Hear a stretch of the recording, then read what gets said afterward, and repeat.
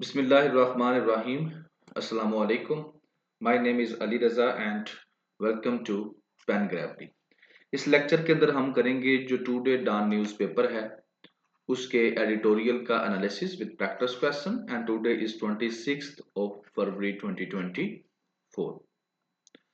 Practice question से मुराद ये है कि इस लेक्चर के दौरान जो हमारा फोकस रहेगा वो रहेगा इंग्लिश ऐसे पर, करंट अफेयर पर, पाकिस्तान अफेयर पर, सोशल साइंसेस के जो आपके ऑप्शनल सब्जेक्ट्स हैं उनके कुछ एरियाज जो जिनको हम जर्नल एरियाज कहते हैं उनके ऊपर क्रिटिकल अप्रोच आपकी डेवलप की जाएगी और आर्गुमेंट बिल्डिंग अप्रोच के ऊपर वर्किंग की जाएगी and these two approaches are very much important. ये आपको हेल्पफुल रहेगी CSS PMS होल एग्जाम के अंदर और इसके साथ साथ स्पेशली इंग्लिश ऐसे के पेपर के अंदर and then in final interview भी।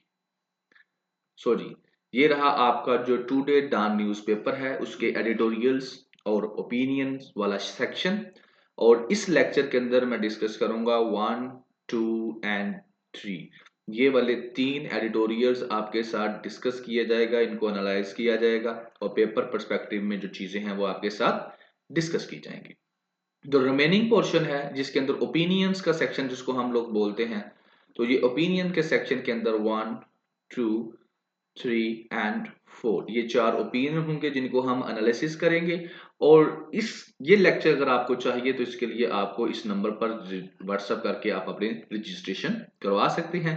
जिस तरह से इन एडिटोरियल का एनालिसिस किया जाता है इसी तरह से इन ओपिनियन का भी एनालिसिस किया जाता है और इसकी जो लेक्चर की प्राइस है that is less than the price of a newspaper जो है वो सेट की है। डिस्क्रिप्शन के अंदर आपको मिलेगा जो टुडे डॉन न्यूज़पेपर है उसका पीडीएफ लिंक और इस लेक्चर का जो रिकॉर्ड हो रहा है इसकी ये जो स्लाइड्स हैं इनका पीडीएफ लिंक मिल जाएगा, आप डाउनलोड कर सकते हैं। 3 चैप्टर बना दिए जाएंगे क्योंकि 3 एडिटोरियल्स हैं, आप जो चैप्टर पहले सुनना चाहें अपनी मर्जी से आप सुन सकते हैं। डिस्क्रिप्शन के अंदर टाइमलाइन भी होगी, कोई भी क्वेश्चन है कॉम्पिटिटिव एग्जाम्स के पर्सपेक्टिव में आप वो क्वेश्चन भी पूछ सकते हैं।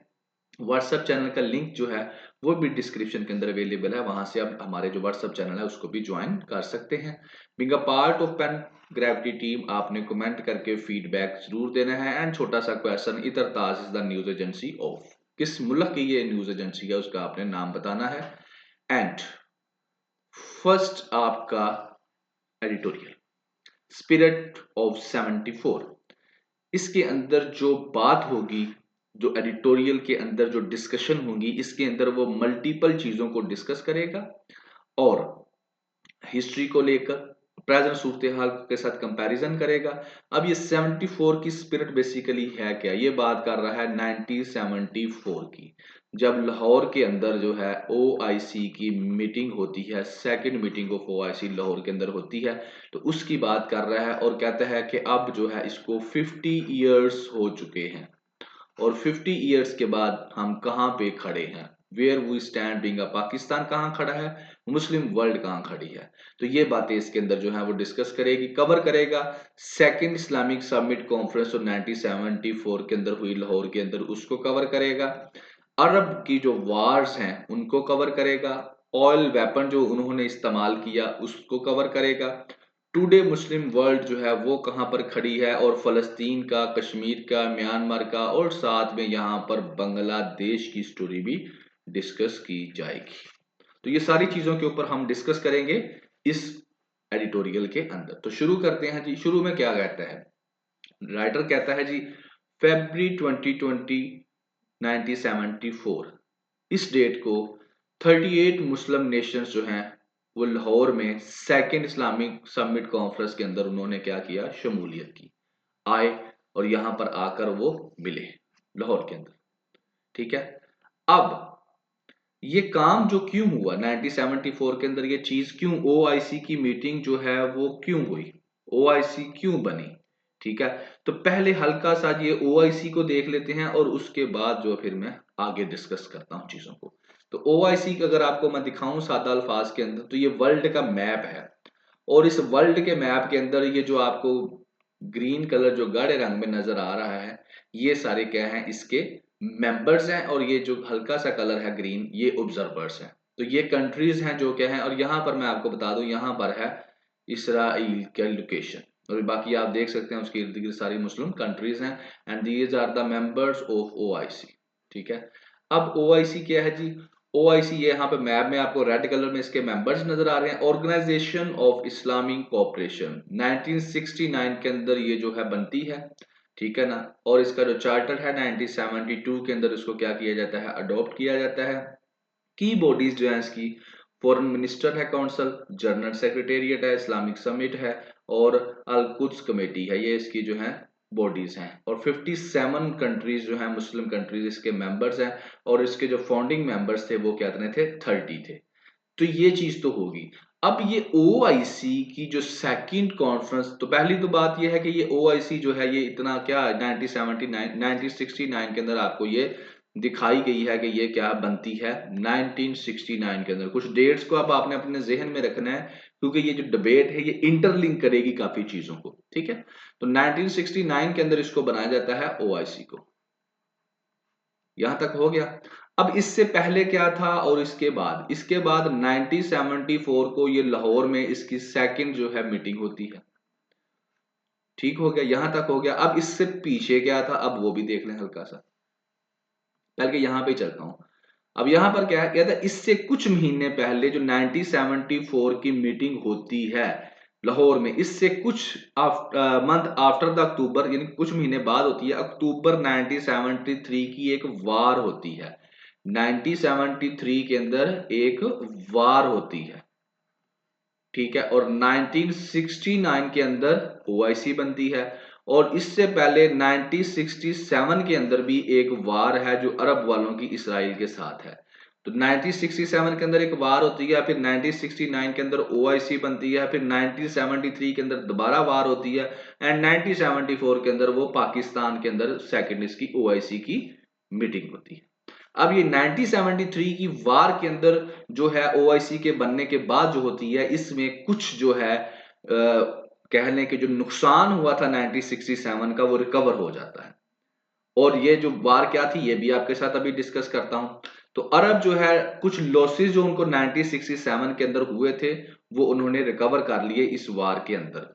और अरब ऑयल वेपन जो है वो इस्तेमाल किया गया। और ये ऑयल वेपन ये था, आपको पता है कि जो सऊदी अरेबिया है, जो अरब्स हैं, उनके पास दुनिया का सबसे ज्यादा जो ऑयल है उन्हीं के पास है और वहां से ही एक्सपोर्ट किया जाता है। तो उन्होंने हर उस कंट्री को जिसने इसराइल की मदद की उसका तेल उन्होंने बंद कर दिया। तो ये था ऑयल वेपन। और अभी भी जब गजा के अंदर क्राइसिस चल रहे हैं तो ईरान का जो फॉरेन मिनिस्टर था उसने अरब्स को ये प्रपोजल दिया था कि आप ऑयल वेपन का इस्तेमाल करें। बट राइट नो जो सऊदी अरेबिया है या अरब कंट्रीज हैं वो इतने पावरफुल नहीं रहे कि वो इस ऑयल वेपन का इस्तेमाल कर सकते। तो लिहाजा उनकी इस प्रपोजल को जो है उसके ऊपर वर्किंग नहीं की गई, बट हिस्ट्री के अंदर इसको इस्तेमाल किया गया था। अब आ जाते हैं 1969 की जो 1973 की वार के ऊपर। अब 1973 की वार में ये आपके सामने एक मैप है, ये है सेनाई, ये इजिप्ट का हिस्सा था।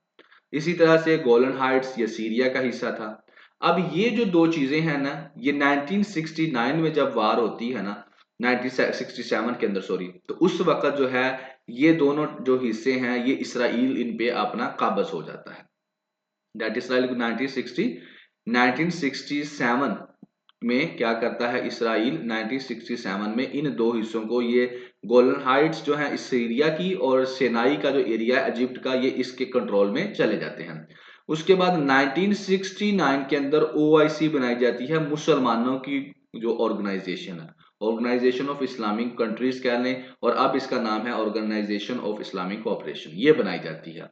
उसके बाद 1973 के अंदर जो है एक वार होती है अक्टूबर के अंदर, जिसमें जो सीरिया है और इजिप्ट है ये एट अ टाइम जो है यहाँ पर अटैक करते हैं। और उसके बाद ये एक चेन चलती है, यहाँ पर फिर क्या है इंग्लैंड भी इनकी हेल्प के लिए आता है, इसराइल की हेल्प के लिए। तो ये स्टोरी लिखी हुई है, आप इसको स्टेप बाय स्टेप पढ़ सकते हैं। लेकिन उसके बाद जो है वेपन, ऑयल वेपन का इस्तेमाल किया जाता है अरब स्टेट की तरफ से सपोर्ट करने के लिए इनको। तो उसके बाद फाइनली ये डिसीजन होता है कि 1967 में ये जो एरियाज इन्होंने लिए थे, जैसे सिनाई का एरिया इजिप्ट को वापस कर दिया जाता है और गोलन हाइट्स का सीरिया को वापस कर दिया जाता है 1973 की वार में। और उसके बाद 1974 में लाहौर में ये जो है ओआईसी की क्या होती है, कॉन्फ्रेंस होती है। ठीक है जी। तो यहां पर फिर वो कहता है कि मुसलमानों की कुछ हद तक यहां पर ये नजर आया कि मुसलमान जो हैं उनकी कोई स्पिरिट थी। ठीक है, 1974 के अंदर इनके उससे पहले जो वाकयात जैसे बताया है आपको, 1969 की जंग, 67 की जंग होती है। उसके बाद 1969 में ओआईसी बनती है। फिर 1973 में दोबारा जो है ये एक छोटी सी वार होती है, और ये जो नुकसान हुआ था 1967 में ये रिकवर कर लिया जाता है इस वार में। और उसके बाद 1974 में ये जो ओआईसी बनी है इसकी सेकंड मीटिंग लाहौर में होती है। तो यहां पर एक चीज नजर ये आती है कि दुनिया के जो मुस्लिम लीडर्स हैं वो एक जगह पर इकट्ठे हुए, और वो मुसलमानों के लिए उनके दिल में कुछ था, लेकिन आज वो चीजें नहीं है। तो वो कहता है कि स्पिरिट जो थी ना, वो जो स्पिरिट थी जो 1974 वाली चाहिए थी, उसकी जरूरत है राइट। तो बहरहाल ये चीजें हो गई। अब आगे चलते हैं, ओपिनियन को, एडिटोरियल को लेकर चलते हैं। तो उस 1974 की जो मीटिंग थी उस लाहौर में हुई, इसमें कौन कौन थे? Giant of the Muslim world, जिनके अंदर जुल्फकार अली भट्टो साहब थे, जिन्होंने जो होस्ट भी किया, और वो आर्किटेक्ट भी हैं इस ओआईसी के। बड़ी लंबी स्टोरी है बहरहाल।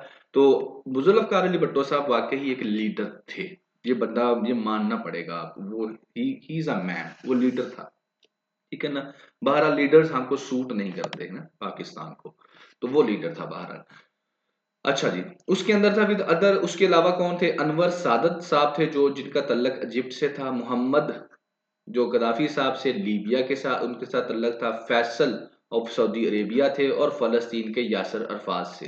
तो ये सारे के सारे बंदे जो हैं लाहौर में इस मीटिंग में 1974 की मीटिंग में यहाँ पर मौजूद थे। कदाफी स्टेडियम लाहौर का आपको नाम याद होगा, कदाफी स्टेडियम इसको बोला जाता है। तो ये कदाफी जो थे ये लीबिया के थे, मुअम्मर कदाफी। ठीक है। अनवर सादत साहब थे। अच्छा बहरहाल, the credit for the success of the 1973 summit, ये भट्टो साहब को जाता है इसका क्रेडिट। ठीक है। और जो विजन था ना, वो ये था भट्टो साहब का कि वो पाकिस्तान को लीडर बनाए मुस्लिम वर्ल्ड का। ये था उनका विजन कि पूरी मुस्लिम वर्ल्ड का लीडर किसको बनाए? वो भट्टो साहब पाकिस्तान को बनाए। And this that is the picture. ये भट्टो साहब हैं, ये सऊदी अरेबिया के जो किंग फैसल थे वो थे। और I think so if I am not wrong, तो ये वाले जो साहब हैं ये मुअम्मर कदाफी साहब हैं। ठीक है। और इन द सेम फैशन दूसरे जो लीडर्स हैं वो भी इनके साथ बैठे हुए हैं। And that is 1974 picture Lahore के अंदर जब वो आते हैं। और यही यूनिटी है, अगर मैं इसको अब ओपिनियन से थोड़ा सा हट कर बात करूं, तो यही यूनिटी है मुस्लिम उम्मा की, जिससे जो है वेस्ट को खतरा है।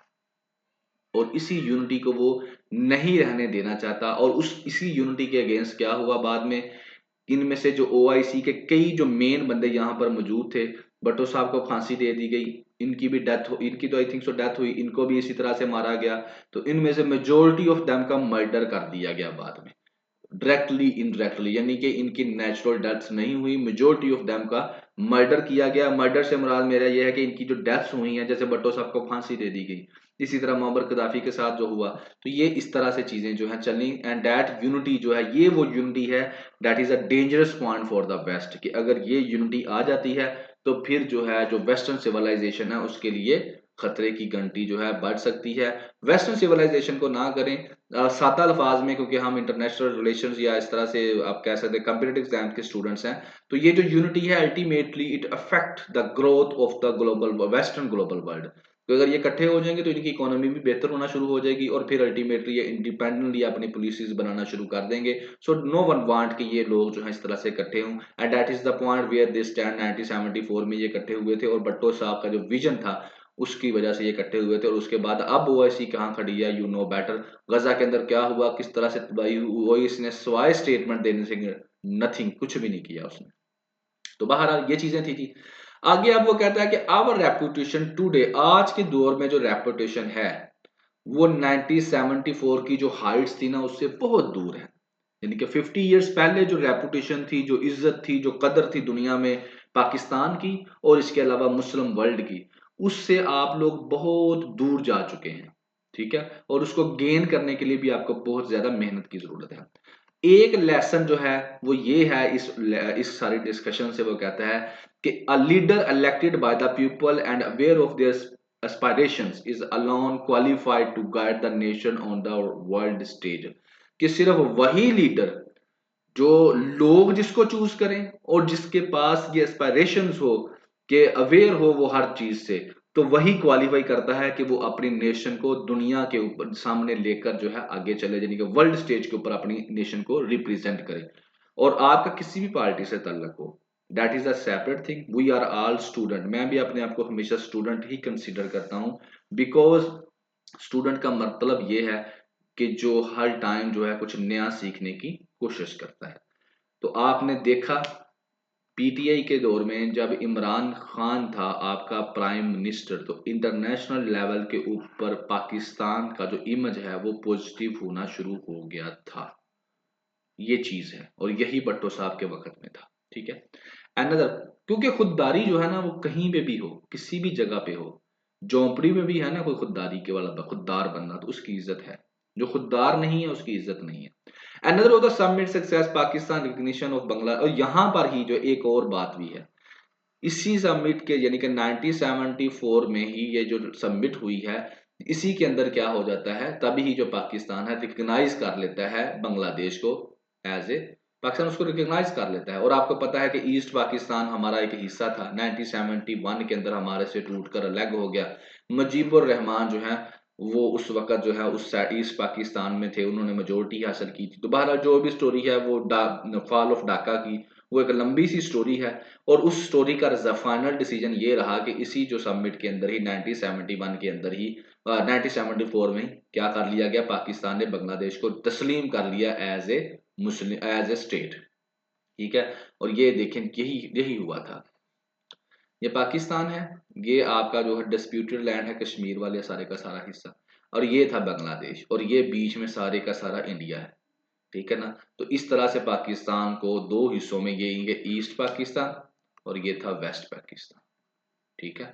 तो ईस्ट पाकिस्तान जो है 1971 में पाकिस्तान से टूटकर अलहदा हो गया, और फिर 1974 में जो मुजीबुर रहमान साहब हैं ओआईसी की इस मीटिंग में लाहौर में, तो उस वक्त पाकिस्तान ने इसको भी एक्सेप्ट कर लिया एज ए बांग्लादेश। तो ये पिक्चर है आपके सामने।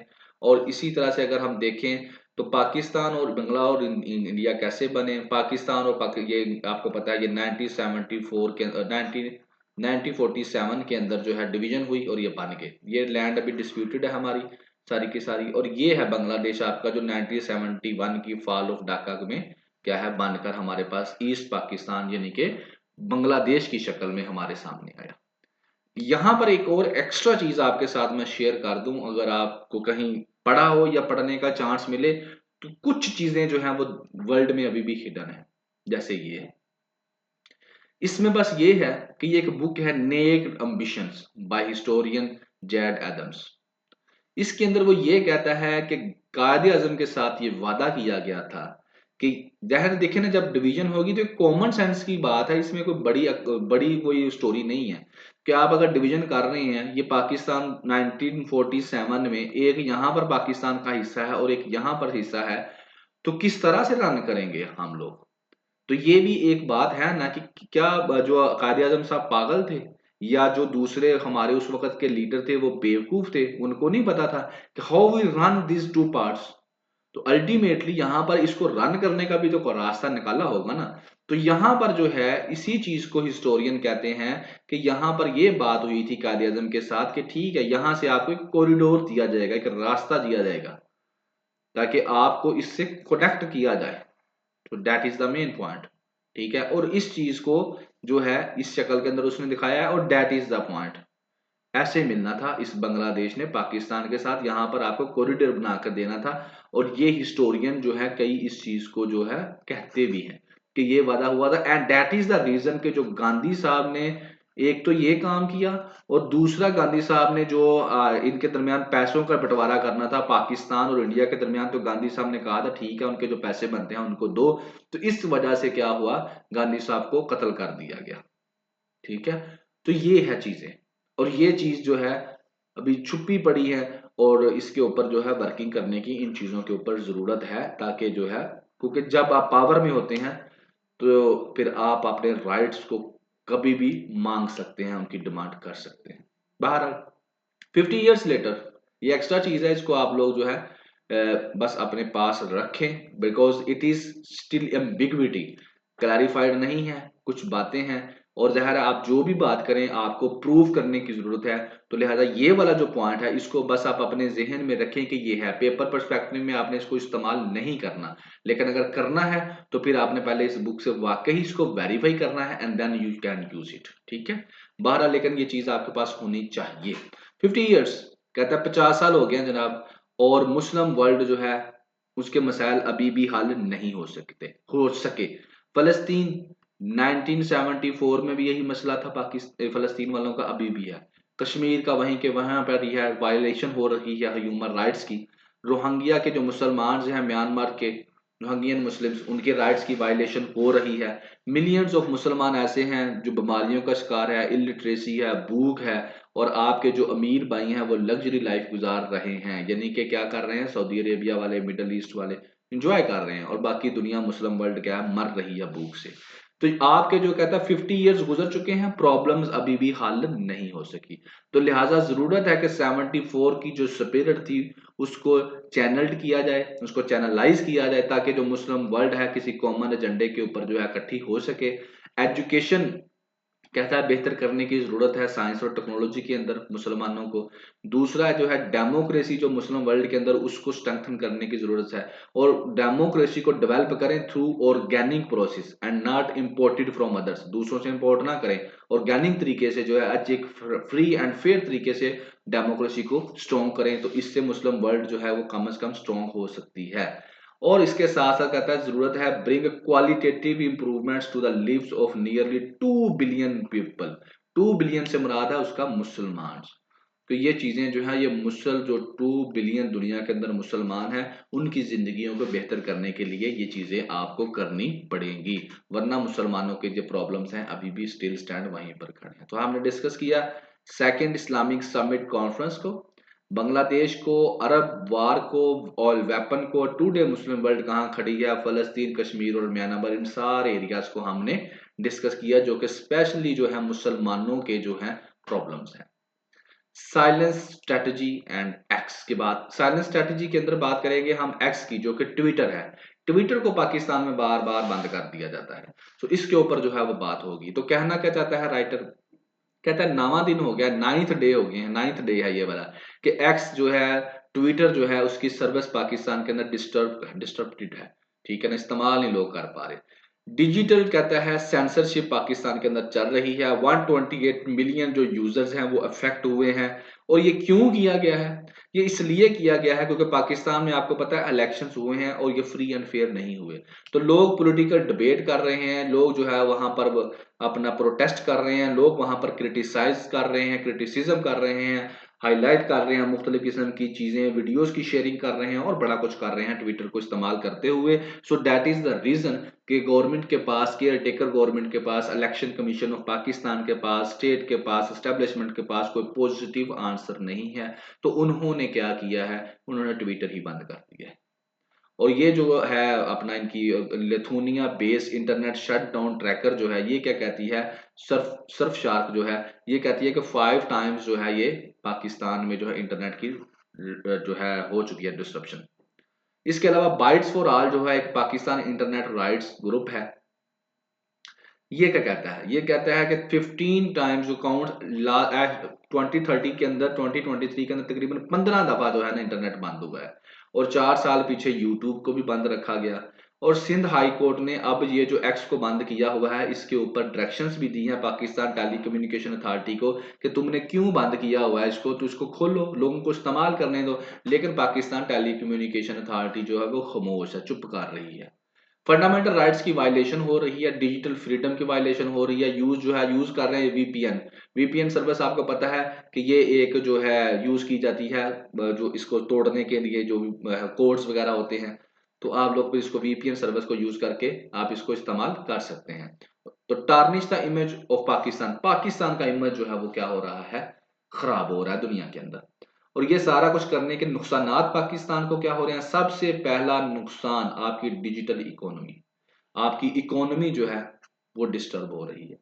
दूसरा यहाँ पर इकोनॉमी को मैं लास्ट टाइम भी हमने डिस्कस किया था कि कोई भी इस इन्वेस्टर जो है उस मुल्क के अंदर इन्वेस्ट नहीं करेगा जहां पर जो है इंटरनेट के साथ ये चीजें होंगी, जहां पर फ्रीडम ऑफ एक्सप्रेशन नहीं है, रूल ऑफ लॉ नहीं है जहां पर, तो अल्टीमेटली जो इन्वेस्टमेंट है वो आपके मुल्क में नहीं आएगी, तो आपकी इकोनॉमी ग्रोथ नहीं कर पाएगी।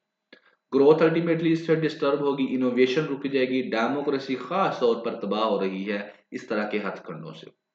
डेमोक्रेसी क्या कहती है? Freedom of expression. Freedom of expression is the name of democracy. आप अपनी राय का इजहार करें, and that is the freedom of expression. जो अच्छा करता है उसको अप्रिशिएट करें, जो बुरा करता है उसको क्रिटिसाइज करें। तो लोगों ने कैसे करना है? इन सोशल मीडिया को इस्तेमाल करके ही लोगों ने करना है ना, तो बहरहाल इसको बंद कर दिया गया है, तो इसके पाकिस्तान को नुकसानात भी हो रहे हैं। Digital censorship Pakistan, negative impacts Pakistan के ऊपर पड़ रहे हैं।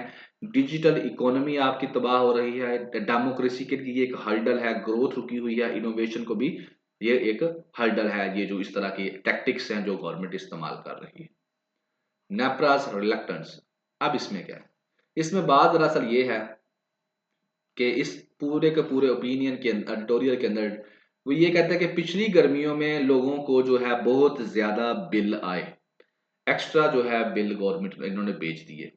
तो उसका जो केस है डिस्कस करता है, कहता है पिछली गर्मियों में ये था कि महंगाई भी बहुत ज्यादा थी, तो बिल भी ज्यादा आ गए, तो लोग गलियों में निकल आए, लोगों ने प्रोटेस्ट करना शुरू कर दिया, बिल जलाने शुरू कर दिए, कहा हम बिल जमा नहीं करवाएंगे। तो इसकी जो कंप्लेन्स है ना, किन के खिलाफ थी? डिस्कोस के पास और के इलेक्ट्रिक की तरफ से। यानी कि ये मैं डिस्कस करता हूँ ये क्या है। डिस्कोस और के इलेक्ट्रिक के खिलाफ जो थी कंप्लेन्स थी लोगों की कि इन्होंने बिल ज्यादा भेजा है। अब ये कंप्लेन किसको की गई? नेपरा को की गई, national electric power regulatory authority को ये कंप्लेन्स की गई कि ये जो है ना आपके डिस्ट्रीब्यूटर्स हैं ये, तो इन्होंने बहुत ज्यादा बिल भेज दिए गए हैं, लिहाजा इन्वेस्टिगेशन करें और इनको सजा दें। नेपरा ने क्या किया? नेपरा ने कहा, वादा किया कि हम जो है देखेंगे, शोकाज नोटिस जारी करेंगे और उसके बाद इंक्वायरी करेंगे और उसके बाद हम लोग सजा भी देंगे जो इसमें शामिल हैं, और देखेंगे कि कहां कहां पर ओवर चार्जिंग हुई है, लोगों को ज्यादा बिल आया है, और लोगों को कंपनसेट भी करेंगे। तो ये वादा कर लिया इसने नेपरा ने। लोगों ने कहा ठीक है, लेकिन अब वो कहता है कि नेपरा जो है अपने सारे वादे से मुकर गई है। अब ना तो इन्होंने उसने इन कंपनियों को, इन डिस्ट्रीब्यूटर को शो काज नोटिस जारी किए, ना इंक्वायरी की, ना जिसने ये काम किया था उसको सजा दी, और ना लोगों को जो ओवर चार्जिंग की है उसके लिए कंपनसेट किया। तो कहता है अगर ये नेपरा ये काम नहीं कर सकती तो फिर नेपरा क्यों बनाई गई है, इसका मकसद क्या है बनाने का, ये मौजूद ही क्यों है, फिर इसको खत्म ही कर दो। तो ये है जनाब ये इसके अंदर सारी बात। अब ये है क्या? अब ये नेपरा क्या है, डिस्को क्या है, के इलेक्ट्रिक क्या है, इनका आपस में तल्लक क्या है, ये मैं आपके साथ डिस्कस कर देता हूं। तो पहले तो देख लें नेपरा। नेपरा है national electric power regulatory authority. ये 1997 के अंदर बनाई जाती है और इसका काम है इलेक्ट्रिसिटी जो है उसकी सप्लाई करना पाकिस्तान के अंदर। इसका काम है इलेक्ट्रिसिटी की सप्लाई करना, ठीक है, पूरे पाकिस्तान के अंदर, और इस्लामाबाद कैपिटल टेरिटरी के अंदर इसका हेडक्वार्टर है। ये इसका काम हो गया। ये इसका जो टाइप है, सॉरी, जो मेन टाइप है इसकी क्या है कि इलेक्ट्रिसिटी सप्लाई करती है पाकिस्तान के अंदर। अब और इसके क्या क्या काम है ये आपने पूरा आराम से पढ़ लेना है, that is very much important. तो इसके काम ये है, इसकी रिस्पॉन्सिबिलिटी ये है कि ये क्या करे, इलेक्ट्रिसिटी सप्लाई जो है पाकिस्तान में, responsible for regulating the electricity supply in Pakistan. उसके अलावा इशू करती है लाइसेंसेस फॉर जनरेशन। अब ये मैं बाद में बताता हूँ, ये वाली स्लाइड पहले ना आपको पिक्चर से बता दूं, फिर आपको ये पढ़ के भी समझ भी आ जाएगी। ये है वाटर, वापटा, ministry of water and power development authority. इसको भी छोड़ दें स्लाइड्स को। ये देखें, अब यहां पर है तीन तरह की चीजें। नंबर 1 है ये वाले लोग, नंबर 2 है ये वाले, और नंबर 3 है ये वाले। ठीक हो गया। अब यहां पर ये जो है ना वापटा हो गया और GENCOS हो गया और IPP इंडिपेंडेंट पावर प्रोड्यूसर्स हो गया, ये कौन से हैं जो प्रोड्यूस करते हैं, इलेक्ट्रिसिटी बनाते हैं। इन्होंने बना दी, इनको दे दी नेशनल ट्रांसमिशन डिस्पैच कंपनी जो है उसको दे दी। अब यहां पर आती है आपकी नेपरा, ठीक है। अब इसको दे, इसने अब इन्होंने आगे आगे फिर इन कंपनी, अब ये जो कंपनी है ना लेस्को लाहौर की होगी, और इस तरह फैसलाबाद की फेस्को, टेस्को, मेस्को, ये कंपनियां बनाई गई हैं। इनका काम है, ये डिस्ट्रीब्यूटर है, ये इलेक्ट्रिसिटी जो है पीछे से लेकर आगे क्या करते हैं, डिस्ट्रीब्यूट करते हैं। ठीक हो गया जी। लोगों के घरों में डिस्ट्रीब्यूट करते हैं, उनसे बिल लेते हैं। और इनको रन कौन करता है, नेपरा। ये सारी की सारी जो है इनको रन कौन करता है, नेपरा इनको रन करता है। नेपरा इनको लाइसेंस देता है, नेपरा इनका चेक एंड बैलेंस रखता है। तो ये सारा काम कौन करता है, नेपरा। यहां पर देखें, ये प्रोड्यूसर्स, ये सारे के सारे ऊपर वाले, ये डिस्ट्रीब्यूटर, ठीक है ना, और ये आपका कंज्यूमर। और इनके ये जो डिस्ट्रीब्यूटर जितने के जितने हैं, इनको जो है नेपरा इनका चेकआउट करता है कि कौन डिस्ट्रीब्यूट करेगा और कौन क्या करेगा। ठीक है जी। यहां पे भी आप देख रहे हैं, यहां पे सेक्टर रेगुलेशन, ये सारा काम कौन कर रहा है, नेपरा कर रहा है। तीन चीजें हैं बस। एक वो है जो प्रोड्यूस जनरेशन जनरेट करते हैं, दूसरा जो ट्रांसमिट करते हैं, और डिस्ट्रीब्यूशन वाले।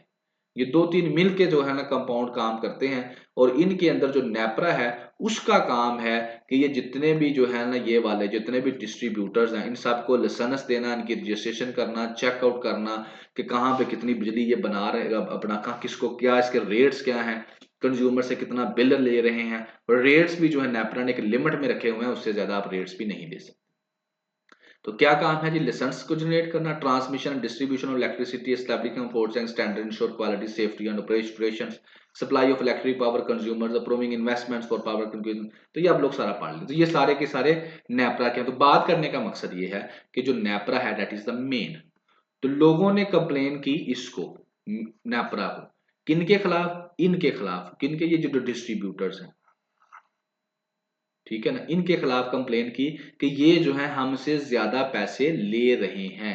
ये जो डिस्ट्रीब्यूशन जितनी भी कर रहे हैं, कंज्यूमर ने कंप्लेन की इनके खिलाफ, और की किसको, नेपरा को की। नेपरा ने कहा मैं इनसे पूछूंगी कि इन्होंने ऐसा क्यों किया, लेकिन नेपरा ने इसको पूछा नहीं है। तो फिर कहते हैं नेपरा जो है उसको बनाने का फिर मकसद ही क्या था। तो ये थी जनाब वाली स्टोरी। एनर्जी की हमने बात की, और स्पेशली नेपरा की और सिविलियंस की। सिविलियंस ने नेपरा के खिलाफ, नेपरा में कंप्लेन दी किसके खिलाफ, जो डिस्ट्रीब्यूटर्स कंपनी है उनके खिलाफ। लेकिन नेपरा ने जो कहा था कि मैं इनके खिलाफ एक्शन लूंगी, नहीं लिया। तो नेपरा बेसिकली एक सेट की हुई है लिमिट। हमने एक पिछले एक एडिटोरियल या ओपिनियन में भी डिस्कस किया था कि इतने परसेंटेज से ज्यादा वो क्या है, डिस्काउंट्स वाले जो है वो रेट नहीं बढ़ा सकते। ठीक है, लेकिन उन्होंने इसकी वायलेशन भी की। तो बहरहाल ये था आपका पावर सेक्टर। एंड बहरहाल ये थे आपके 2 डे जो एडिटोरियल्स हैं उनका एनालिसिस। और अगर जिंदगी रह गई तो इंशाल्लाह नेक्स्ट लेक्चर में हाजिर होंगे। तब तक दुआ में याद रखिएगा। अल्लाह हाफिज।